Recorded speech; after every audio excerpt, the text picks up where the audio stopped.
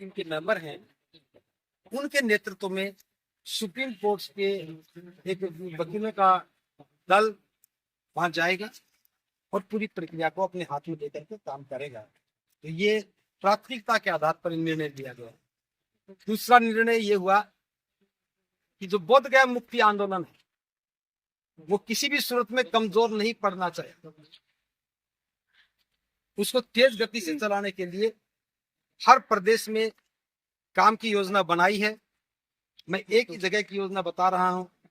जुलाई के महीने में बहुत बड़ा वहां एक विशाल सम्मेलन किया जाएगा जिसमें पूरे बिहार की जनता की भागीदारी होगी और इस कार्यक्रम की जिम्मेदारी बिहार प्रदेश के लोगों को ही सौंप दी गई है। अलग अलग क्षेत्रों में काम करने वाले बिहार के सभी प्रतिनिधियों को जिम्मेदारी दी गई है और मुझे उम्मीद है पहली बार बिहार का एक कार्यक्रम होगा जिसमें बिहार की ही जनता की भागीदारी है और निश्चित रूप से ये प्रयास बिहार सरकार को बाध्य करेगा हमारी बात को सुनने के। बंते जी, जो कमेटी बनी है समन्वय समिति, ये राष्ट्रीय स्तर पर ही जो फैसले पारित करेगी या स्टेट, जिला या विधानसभा में भी आएगी? देखिए, अभी शुरुआत है तो शुरुआत हमने राष्ट्र से की है। जहां जहां के प्रतिनिधि हमारे पास आए, मैं नहीं कह सकता कि पूरे देश के प्रतिनिधि हैं। जैसे महाराष्ट्र से 5-4 जिलों के लोग होंगे, 7 के होंगे, तो वहां के लोग फिर प्रदेश स्तर पे भी काम करेंगे।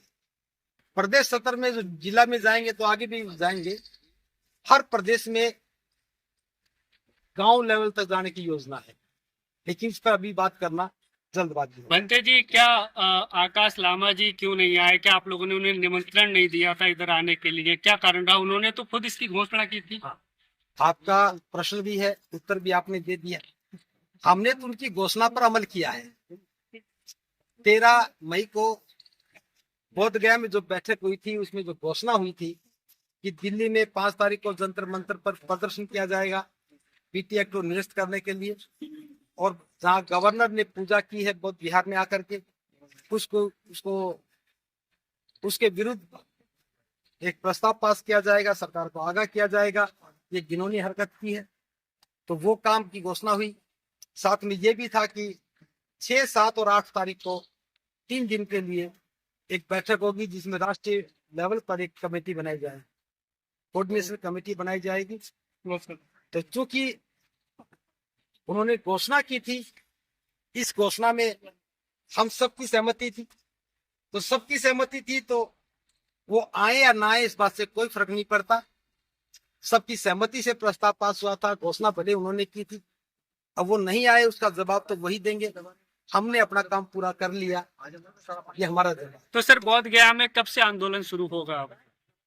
ये आंदोलन सारा बोध गया के लिए ही है, जरूरी नहीं कि बोध गया में जाके किया जाए। हम पूरे देश को आंदोलित करने के लिए काम कर रहे हैं। पूरे देश की आवाज उठेगी तब सरकार दबाव में आएगी। बोध गया में 4 लोग बिठा करके हम आंदोलन को आंदोलन नहीं कह सकते। वो धरना है और ये आंदोलन है। और मैं बताना चाहता हूँ, आंदोलन चलते रहने का नाम है। वो धरना, बैठ जाना और बैठ करके उठ जाना, उठ करके फिर बैठ जाने का नाम है। तो सर, अभी कोई डिसाइड किया गया है कि किस जगह धरना जो है शुरू किया जाए? हम धरना शुरू करेंगे नहीं करेंगे ये बात नहीं है। हम इस देश के प्रत्येक प्रदेश की राजधानी में बड़े कार्यक्रम करेंगे, प्रत्येक जिले में छोटे कार्यक्रम करेंगे, जन जागरण का अभियान शुरू करेंगे और लाखों लोगों के साथ हम एक एक व्यक्ति को बताएंगे कि महाबोधि महाविहार बौद्धों का है, इन्हें मिलना चाहिए। और मैं आपको बता दूं, पहला कार्यक्रम पटना में होगा जुलाई के महीने में। हम इंतजार कर रहे हैं तारीख पता लग जाए कि वहां का विधानसभा सत्र कब शुरू होगा, उसी को देख करके हम घोषणा करेंगे। उसके साथ साथ नागपुर में एक बड़े कार्यक्रम की योजना है। बनते विनयचार्य के जेल से बाहर आते ही नागपुर के कार्यक्रम की तारीख हम तय कर देंगे। और उसके बाद अगस्त के महीने में दिल्ली के ताल कटोरा स्टेडियम में एक बहुत बड़ा कार्यक्रम किया जाएगा। और ये सारे कार्यक्रम महाबोधि महाविहार की मुक्ति के लिए किए जाएंगे। इसके साथ साथ समय के साथ साथ जो भी योजना बनेगी हम उस पर फिर दोबारा कभी चर्चा कर लेंगे। फिलहाल ये मुद्दे हैं। और एक मुद्दा ये भी है कि जो पार्लियामेंट परिसर में बाबा साहब की मूर्ति लगी थी, जिसको हटा दिया गया था, उसको पुनः वहीं पर लगवाने के लिए इस आंदोलन को और तेज किया जाएगा। ये भी प्राथमिकता के आधार पर निर्णय लिया गया। मंत्री, एक लंबे समय आपने बोधगया मुक्ति आंदोलन वहां पर रहकर समर्थन किया था। वर्तमान में जो नेतृत्व करता है धरना स्थल के, उन पर सवाल या निशान कुछ उठ रहे हैं, बहुत सारे सवाल उनके ऊपर उठ रहे हैं, क्या कहना है उस पर आपका? सवाल बताऊं या? उन पर सवाल उठे तो जवाब वही देंगे। जी नहीं, आपका पर्सनल अनुभव क्या कह रहा है? आप वहां पर गए, क्या आकाश लामा की टीम किसी को अपने सामने आना देना चाहती मेरा है? पर्सनल अनुभव है जी कि मैंने जिंदगी में पहला गलत कदम उठाया। जी एक व्यक्ति को जानता नहीं था और विश्वास करके वहां चला गया, और विश्वास की कीमत के रूप में मुझे बहुत कुछ गंवाना पड़ा। फिर भी मैं कहता हूँ, उनको धन्यवाद देता हूँ। अगर वो ऐसा ना करते तो हमें पूरे राष्ट्रीय लेवल पर सभी लोगों को इकट्ठा करके एक इतने बड़े संघ का निर्माण करने का अवसर नहीं मिलता। तो मैं तो उन्हीं को साधुवाद देता हूँ। जब ठोकर लगती है तो आदमी समझ जाता है। मंत्री, क्या मंशा इस पूरे प्रकरण के पीछे उनकी बंद प्रज्ञाशील की आपको नजर आती है? देखिए, मैं फिर कहूंगा, उनका जिक्र क्यों कर रहे हो जी जिनका कोई अस्तित्व नहीं है? जी नहीं, समाज को तो बताना पड़ेगा मंत्री जी। वो आप करोड़ों रुपए समाज ने दिया आप है। बताइए। मेरे से सब ये पूछे, भंते जी आप क्या करेंगे? बंते जी बंते जी, आप क्या करेंगे बताइए? बुद्धिस्ट समन्वय संघ भी है, अभी आंदोलन चढ़ेगा, और ऑल इंडिया बुद्धिस्ट फोरम उनका भी आंदोलन चालू है। ऐसे में दो दो जगह पर यदि आंदोलन जाएंगे तो समाज में क्या मैसेज जाएगा? गुटबाजी तो दिखेंगे ही। नहीं दिखे। वहां सिर्फ एक ही चीज दिखेगी, सिर्फ आंदोलन दिखेगा। वो तो अपने अस्तित्व का अंतिम प्रयास कर रहे हैं और हम कामना करते हैं कि उनका अस्तित्व बना रहे। और मैं तो महाकारुणिक बुद्ध से भी कामना करता हूँ, जो बहुत भिक्षु भ्रमित हो गए थे, जो बहुत भिक्षु भटक गए थे, तथागत उनको भी चेतना दे, उनको भी चेतना जागृत करे, ताकि वो जो गलत काम कर रहे थे उससे दूर हट जाएं और हम सब लोग उनको भी सम्मान के साथ देख सकें। मंत्री जी, मीडिया को आरोप कब्जे में लग रहा है कि आप में दो फाड़ इसलिए हुई कि कहीं ना कहीं चंदे का धंधा चल रहा था और आपके हिस्से में कुछ नहीं आया, इसलिए आप अलग हो गए। देखिए, ठीक चंदा आप पूछिए, ठीक है, बोलिए बोलिए। देने वालों को पता वो किसको दे के आ रहे थे, और लेने वालों को पता कि ले रहे थे। खर्च करने वालों को पता है वो खर्च कर रहे थे। भंते राहुल ना देने वालों में थे, ना लेने वालों में, ना खर्च करने वालों में थे। हाँ, जाने से पहले हमने दिया, जाने के बाद भी दिया, और अपने जानकारों को भी कहा कि आप भी जमा करो। जहां तक बात यह है, मेरा तो छोड़िए, उस धरने पर बैठने वाला एक भी व्यक्ति ऐसा नहीं होगा जिसने कभी पैसा लेकर के खर्च किया हो। हम सब लोग अपना ही खर्च कर रहे थे, अपने ही खर्च से गए थे, अपने खर्च से आए हैं। आरोप तो इसलिए लगाया गया, हम क्योंकि जम करके बैठ गए थे। अगर हम जमे रहते तो उठते कैसे? उनको उठना था, इसलिए हमें उठाना था।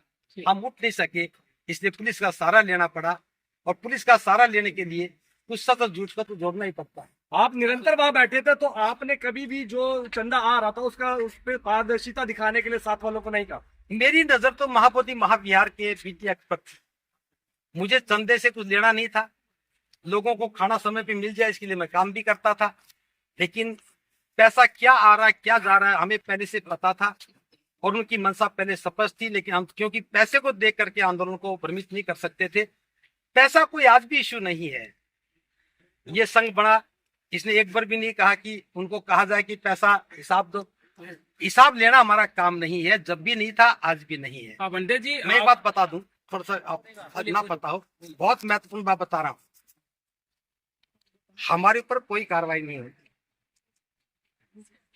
बनते विनयचार्या पर एक नैतिक दबाव बनाया गया कि बनते विनयचार्या ने बहुत दान लिया है, बहुत चंदा लिया है, वो संघ में, वो उसमें फॉर्म में जमा करे। तो मैंने भी कहा कि बनते विनयचार्य, बात बिल्कुल सही है, अगर आंदोलन के लिए पैसा लिया है तो जमा करो। तो उसने कहा भंते जी मैं तैयार हूं, बताओ कब जमा करना है। तो एक दिन भंते विनयचार्य भी बैठे थे, मैं भी, भंते प्रज्ञाशील भी, और आकाश लामा भी। ध्यान से सुने मेरी सर एक सवाल है। एक मिनट, बहुत महत्वपूर्ण बात बता रहा हूँ आप। बताइए। तो भंते प्रज्ञाशील ने कहा कि विनयचार्य तुमने चंदा इकट्ठा किया है, नागपुर से एक उपासक ने तुम्हें दान दिया है, उसका मेरे पास फोन आया था, वो पैसा यहाँ जमा करो। तो भंते विनयचार्य का जवाब था, मैं उन्हीं के शब्दों में बता रहा हूँ। उसने कहा भंते जी एक ही आदमी चंदा दिया मुझे। तो भंते जी ने कहा हाँ मेरे पास एक की सूचना है, तो विनयचार्य ने कहा कि मैं 4 जगह से लेके आया हूँ, नागपुर से लेके आया हूँ, मुंबई से लेके आया हूँ, यवतमाल से लेके आया हूँ और गाजियाबाद से लेके आया हूँ, और चारों जगह से मैंने वीडियो बना करके पैसा लिया है। इस बात को समझिए, चारों जगह से मैंने वीडियो बना के पैसा लिया है। मैं वो सारी डिटेल आपको सौंपता हूं। अब लेना है तो अब ले लो, बाद में लेना तो बाद में ले लेना। बस मेरी 2 शर्त हैं। पहली शर्त तो ये बुद्धिस्ट फोरम आज तक कितना पैसा आया और कितना खर्च हुआ है वो अकाउंट मेरे सामने दिखा दे और मैं तुरंत पैसे जमा करवा दूं। दूसरी बात, इस धरने के लिए, इस आंदोलन के लिए जो कमेटी बनी है, उस कमेटी में कौन कौन है, क्या मेरा नाम है या नहीं है, मुझे बता दो। शामिल करो ना करो आपकी मर्जी है, लेकिन मुझे नाम का पता होना चाहिए कौन है कौन नहीं है। तो उन्होंने कहा कि बनते करुणासिंह राहुल है। मैंने कहा मुझे तो आज तक नहीं पता लगा, मैं तो 2.5 महीने से बैठा, मुझे आज तक नहीं पता लगा कि मैं कमेटी में तो मुझे दिखा दो।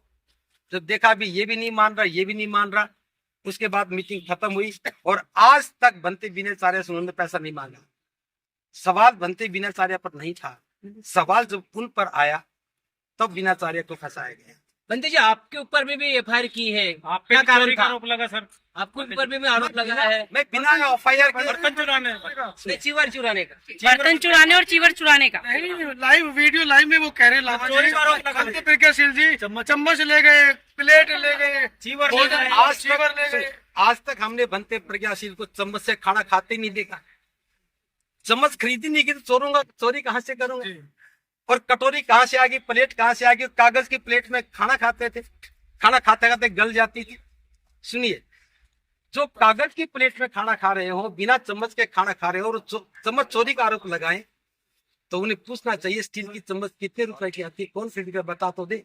दूसरी बात, चोरी का आरोप लगाना बहुत आसान है और मैं तो आपके माध्यम से बता रहा हूं, कोई वीडियोग्राफी हो, सामान चोरी किया उसका कोई बिल हो, गवाह की बात नहीं कर रहा हूं क्योंकि वहां बहुत दिहाड़ीदार मजदूर है, बिल्कुल, कोई फोटोग्राफ हो, आरोप की कोई सत्यता हो, पैसा दिया हो, लिया हो, चीवर मैंने लिए हो, चीवर उठाए हो, कहीं रखे हो।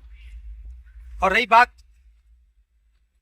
मुझे कहा कि 180 चीवर ले गए, मैंने 200 लोगों को चीवर पहना करके परेड करवाई, 8 दिन तक वहीं धरने पर बैठे रहे और 12 तारीख को भी सभी वहां गए।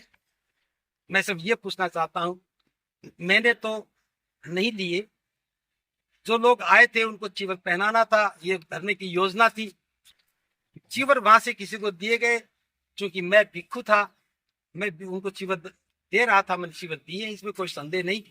पहनने वालों ने पहने हैं, लेकिन पूछिए सवाल आकाश लामा जी से, चीवर की कीमत 1500 रुपया थी और उन्होंने 2000 कह करके मांगी।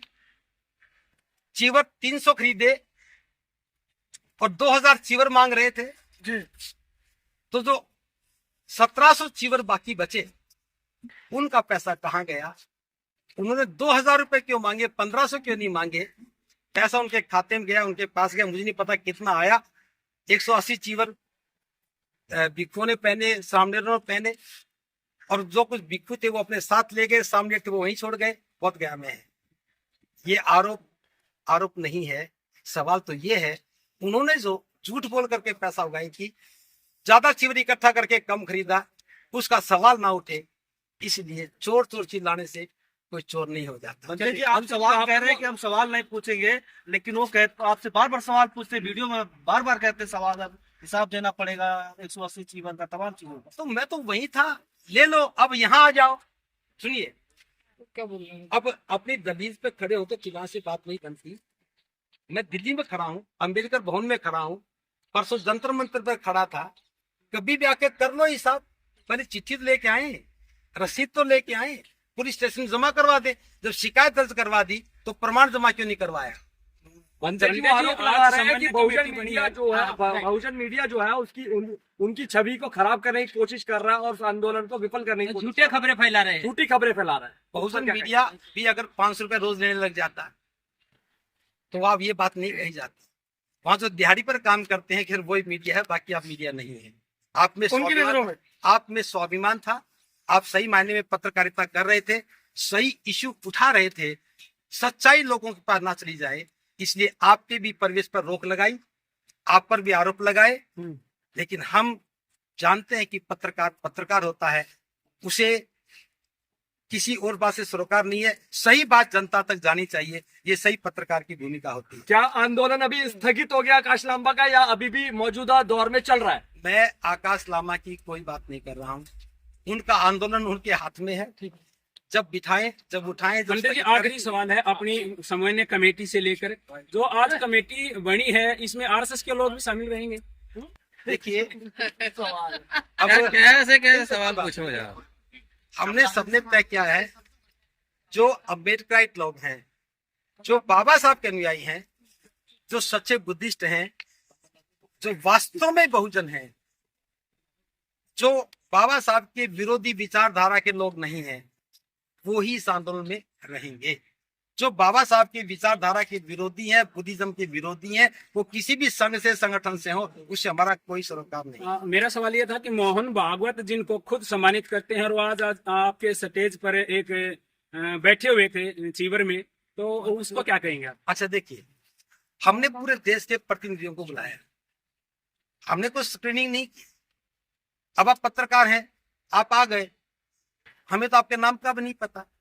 जो भी कोई आया उसका स्वागत है, जिसने कहा कि मुझे काम करना उसका स्वागत है, लेकिन बाद में हम देखेंगे कि कौन व्यक्ति है जो इस विषय के हित में काम करने वाला है और कौन अहित में काम करने वाला है। लेकिन ऐसा नहीं हो सकता कि तुम फला पार्टी से संबंध करते हो, तुम फला आदमी से संबंध करते हो, तुम ऐसा नहीं कर सकते। ये संघ की गरिमा है, गरिमा के अनुसार हमें सबका सम्मान करना।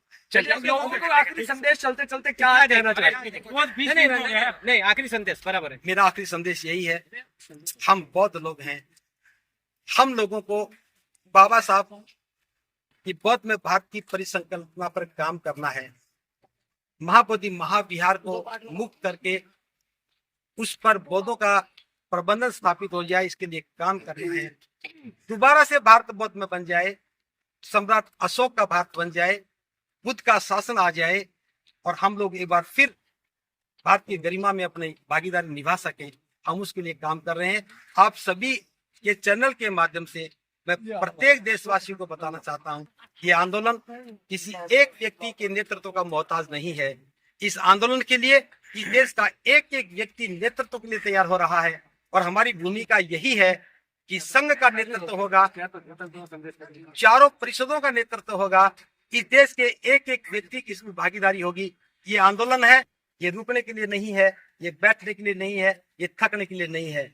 आज मैं काम कर रहा हूँ, और भी काम कर रहे हैं, कल हम भी चले जाएंगे, कोई और नए लोग आएंगे, आंदोलन चलता रहेगा। और बोध गया मुक्ति ही हमारा अंतिम लक्ष्य नहीं है। बोध गया तो एकमात्र विषय है। जितनी भी हमारी बौद्ध गुफाएं हैं, जितने भी हमारे पुराने बौद्ध स्थल थे जिनको आज कब्जा करके स्वरूप बदल दिया गया है, जितनी भी हमारी विरासत है, उस सारी विरासत को संभालना, उन्हें निकालना, उनकी पहचान करना, ये बहुत बड़ा लक्ष्य है। ये एक व्यक्ति के एक जीवन का विषय नहीं है। मतलब ये कहना चाहूंगा, आप अपनी भूमिका में रहे, हम अपनी भूमिका में हैं, सबका मंगल हो।